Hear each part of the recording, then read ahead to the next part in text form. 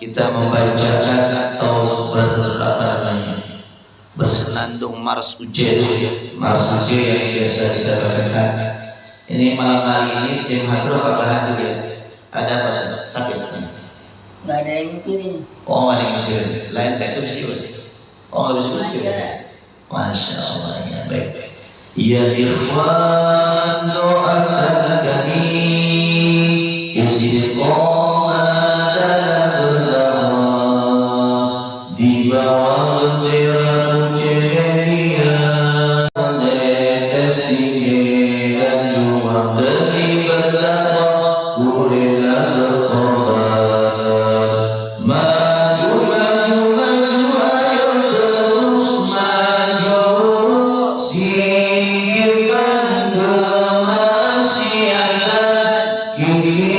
kisah habis mereka, musuh agama dan ulama. Wahai pendakwah Muhammadiyah, di mana engkau berada di sini, teruskanlah perjuanganmu demi berdakwah, ku rela berkorban.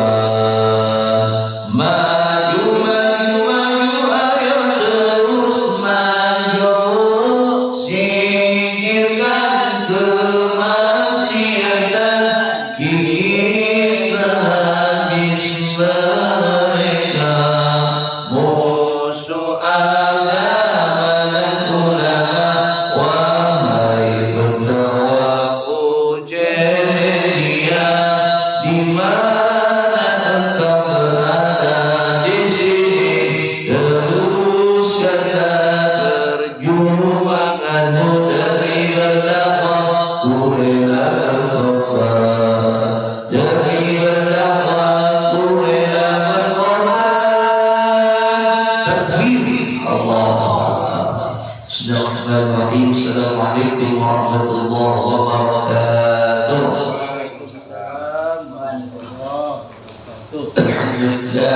Alhamdulillahilladzi arsala rasulahu bil huda wa dinil haqq liyuzhirahu 'ala ad-dini kullihi walau karihal kafirun. Asyhadu an la ilaha illallah wahdahu la syarika lah wa asyhadu anna sayyidana Muhammadan 'abduhu wa rasuluhu la nabiyya ba'dah. Allahumma shalli wa sallim wa barik 'ala sayyidina Muhammadin wa 'ala alihi wa ashabihi ajma'in. Amma ba'du. Jemaah sekalian yang berbahagia, bersyukur kepada Allah telah kita mengucapkan alhamdulillahirabbil alamin, berselawat kepada Rasulullah dan mengucapkan Allahumma shalli ala sayyidina Muhammad wa ala ali sayyidina Muhammad. Nah, pada malam hari ini kita akan melanjutkan pembahasan tentang sedekah. Wa amma idza kanat min haramin, dan apabila atau dan adapun apabila harta yang disedekahkan itu min haramin, yaitu dari harta yang haram. Ada yang kemudian harus kita sampaikan, apabila sedekah itu dengan harta yang halal biasa, apabila sedekah itu dengan harta hasil kerjanya sendiri biasa, tapi ada orang di belahan bumi kita, ada yang bersedekah dengan harta yang haram. Kira-kira yang begini modelnya ada apa enggak kira-kira? Ada. Banyak apa tidak? Bisa jadi banyak. Dia seorang misalkan apa? Pejabat, dia mendapatkan uang sogokan misalkan begitu, dan uang sogokannya dipakai buat sedekah. Kira-kira itu sedekahnya diterima apa kagak?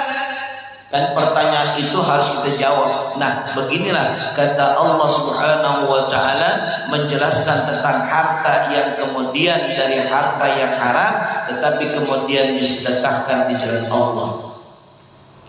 Maka kata kitab ini tidak lain tidak bukan harta yang disedekahkan dari harta yang haram dia tidak akan menghasilkan apa-apa.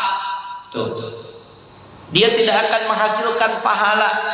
Dia tidak akan menghasilkan thawab, kebaikan, pahala yang besar dari Allah Subhanahu wa taala illa adzaban, kecuali kata kitab ini, kecuali adalah siksaan dari Allah Subhanahu wa taala.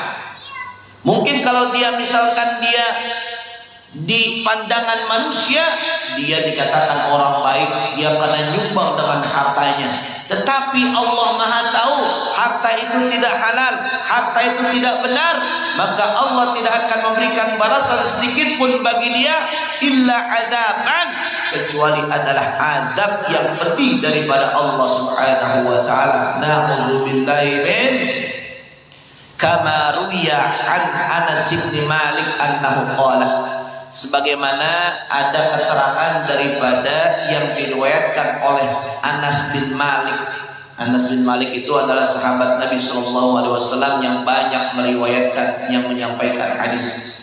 Annahu qala, bahwasanya dia berkata, bersabda qala Rasulullah SAW, bersabda Rasulullah SAW, inna fi jahannama baitan, inna fi jahannama baitan yusamma baitul husni.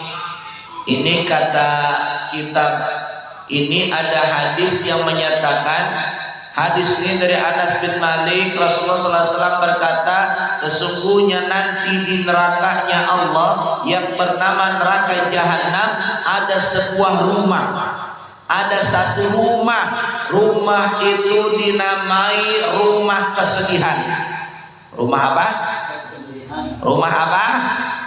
Rumah kesedihan. A'addahu Allahu liman tasaddaqa min malin haramin.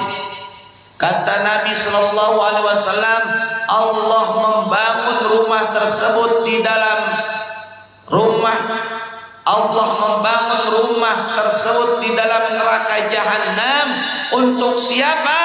Untuk mereka yang bersedekah dengan harta yang haram. Tuh, yatim, dengerin tuh. Bagi para koruptor, wah, koruptor nih. Ada nggak koruptor kira-kira di negara kita? Nggak ada ya, negara kita nggak ada ya.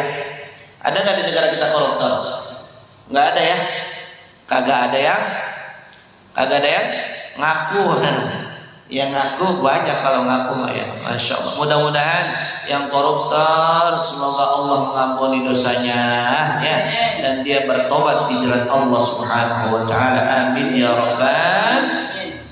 Dan dari riwayat Imam Hasan Al-Basri, nih, kalau tadi kan Anas bin Malik menyampaikan, ini dari Imam Hasan Al-Basri radhiyallahu anhu, anin Nabi sallallahu alaihi wasallam, dari Nabi sallallahu alaihi wasallam, annahu qala, ma min 'abdin wala ummah, dan tidaklah dari hamba atau dari seorang hamba atau dari umat Nabi Muhammad sallallahu alaihi wasallam, tasaddaqan, dia bersedekah dengan satu suapan min haramin, dari benda yang haram, ala miskinin, kepada orang miskin, illa at'amahuma Allahu yaumal qiyamah minal miskin.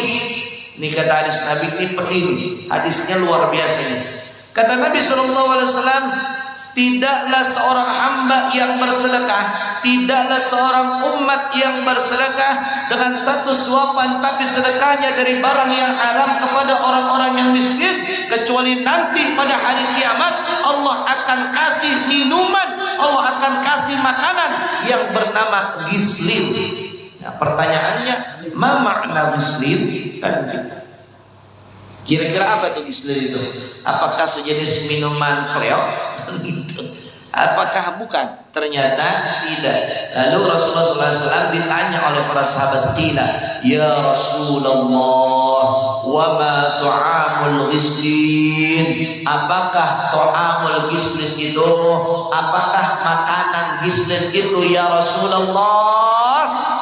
Rasulullah SAW menjawab, qala tu'amu, yaitu makanan, khalaqahullahu ta'ala min hadidin yabisin. Kata Nabi sallallahu alaihi wasallam, makanan yang Allah ciptakan, makanan yang Allah adakan, yang bahan dasarnya dari besi yang dingin. Dari besi yang dingin. Jadi kalau kita bahan dasarnya dari karbohidrat, nasi enak dimakan. Ini bahan dasarnya dari besi. Kira-kira enak apa kagak itu dimakan?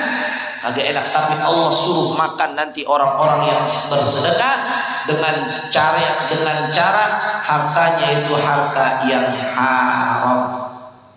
Lalu kemudian Allah panaskan besi yang dingin tersebut minar, dengan api neraka jahanam, hatta yasiru kalma, sampai menjadi seperti air. Masya Allah, besi itu kan beku ya, besi itu kan keras, tapi dipanaskan dengan api neraka jahanam, besi itu seperti air bentuknya. Faidha akala minhu dzalikal insan, maka manakala seorang manusia itu makan daripada gislin tersebut, taqatta'at, maka terputuslah usus-ususnya. Masya Allah. Na'udzubillahi min.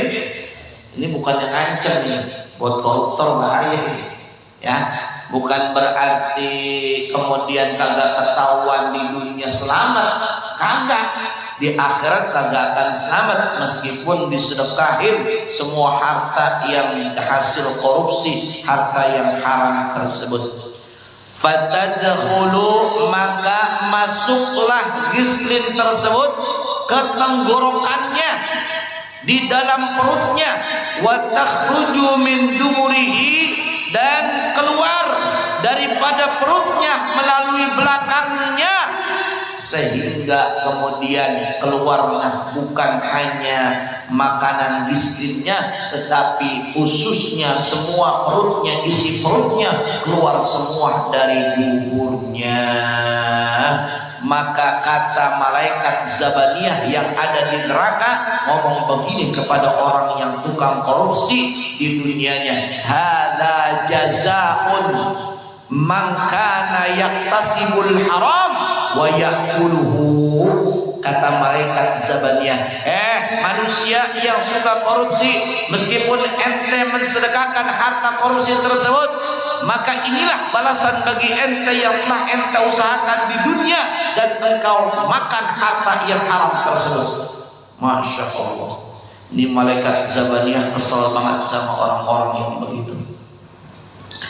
Bima kuntum tabghuna fil ardi bighil haqq, engkau yang telah mengusahakan mencari harta di dunia dengan cara yang tidak benar.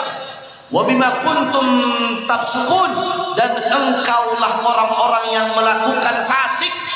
Arti fasik adalah orang-orang yang menumpuk perbuatan-perbuatan dosa. Tuh ya. Maka kalau misalkan kita nanti melihat harta itu jangan mata hijauan Pak, mata merahan apa mata hijauan Pak, kalau begitu Pak, mata merahan sekarang. Jangan Pak, kita lihat itu kira-kira halal apa haram Pak. Sebab kalau halal baik bagi kita, kalau haram itu pasti jelek bagi kita, ya begitu. Oleh karena itu maka kita sekarang setelah membaca hadis ini, teruslah kita amalkan. Minimal kalau kita tidak bisa menasihati buat orang lain, minimal buat diri kita. Sebab apa? Diri kita ini adalah yang akan kita pertanggungjawabkan di hadapan Allah. Kalau kita bisa buat diri kita, insya Allah buat orang lain kita bisa menyampaikannya. Itu saja yang dapat kita sampaikan. Mudah-mudahan Allah Subhanahu wa Ta'ala memudahkan kita dan membimbing kita di jalan kebaikan, dan insya Allah kita selamat daripada godaan dunia yang daripada segi harta. Amin amin ya rabbal alamin. Terima kasih. Allahumma bismillah. Assalamualaikum warahmatullahi wabarakatuh. Ya, selesai. Selesai sudah, kita tutup dengan pembacaan hamdalah bersama-sama. Alhamdulillah